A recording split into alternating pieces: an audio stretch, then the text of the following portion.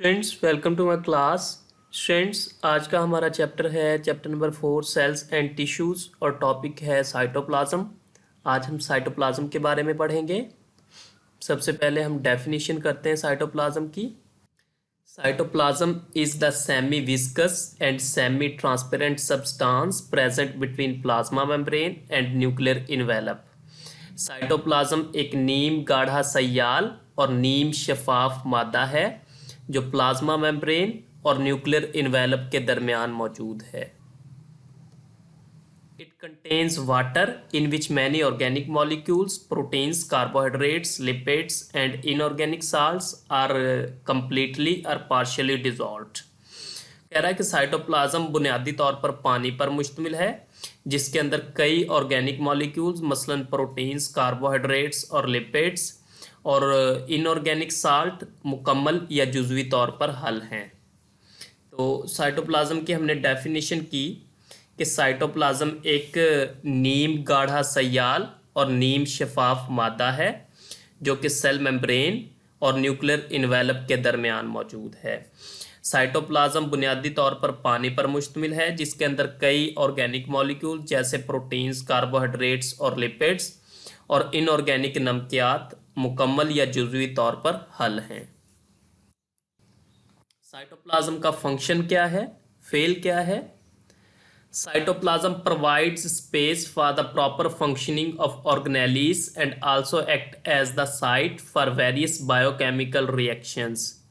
Cytoplasm organelles को अफ़आल sir अंजाम देने के लिए जगह फ्राहम करता है और कई बायोकेमिकल रिएक्शंस भी साइटोप्लाज्म में ही होते हैं। फॉर एग्जाम्पल, मिसाल के तौर पर ग्लाइकोलिसिस अकर्स इन साइटोप्लाज्म। मिसाल के तौर पर ग्लाइकोलिसिस साइटोप्लाज्म में होती है, यानी कि जो ग्लाइकोलिसिस के रिएक्शंस हैं वो साइटोप्लाज्म में होते हैं। ग्लाइकोलिसिस क्या है? Break down of glucose during cellular respiration. Cellular respiration के दौरान ग्लूकोज का टूटना ग्लाइकोलिसिस कहलाता है।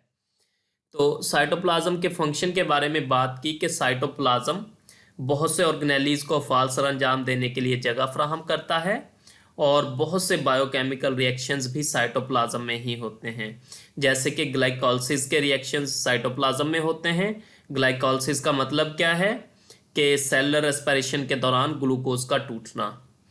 तो स्टूडेंट्स आज हमने साइटोप्लाज्म के बारे में पढ़ा कि प्लाज्मा मेम्ब्रेन और न्यूक्लियर इन्वेलप के दरमियान एक नीम गाढ़ा सयाल और नीम शफाफ मादा मौजूद है जिसे साइटोप्लाज्म कहते हैं।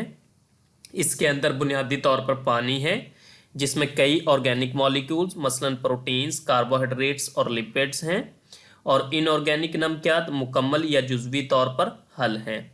साइटोप्लाज्म कई ऑर्गेनेलीज को अफ़आल सर अंजाम देने के लिए जगह फ्राहम करता है और बहुत से बायोकेमिकल रिएक्शंस जैसे कि मेटाबॉलिज्म के रिएक्शंस साइटोप्लाज्म में होते हैं। मसलन ग्लाइकोलिसिस के रिएक्शंस ये साइटोप्लाज्म में होते हैं। ग्लाइकोलिसिस का मतलब है कि सेलुलर रेस्पिरेशन के दौरान ग्लूकोज का टूटना।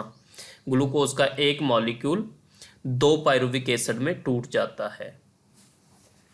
अब हम एक डायग्राम डिस्कस करते हैं। तो यहाँ पे ये सेल मेम्ब्रेन है और ये न्यूक्लियर इन्वेलप है।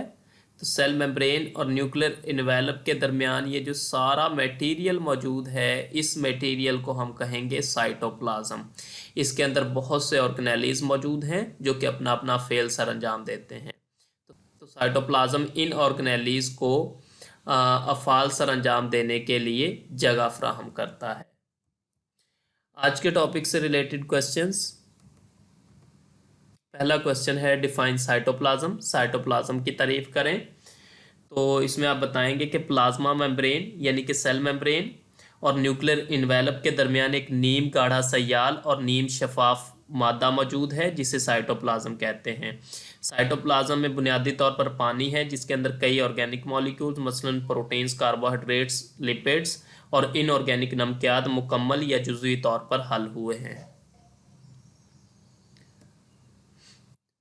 What is the function of cytoplasm? Cytoplasm का फंक्शन क्या है? तो साइटोप्लाज्म बहुत से ऑर्गेनेलीज को अफ़ाल सर अंजाम देने के लिए जगह फ्राहम करता है और कई बायोकेमिकल रिएक्शंस भी साइटोप्लाज्म में होते हैं मसलन ग्लाइकोलिसिस के रिएक्शंस। ग्लाइकोलिसिस का मतलब है सेलुलर रेस्पिरेशन के दौरान ग्लूकोज के एक मॉलिक्यूल का 2 पायरुविक एसिड में टूटना। आपकी बुक जहां से आपने इस टॉपिक को प्रिपेयर करना है, तो आज हमने साइटोप्लाज्म की डेफिनेशन की है और साथ में साइटोप्लाज्म के फंक्शन की बात की है। आपने इस टॉपिक को अच्छे तरीके से प्रिपेयर करना है। Thank you students.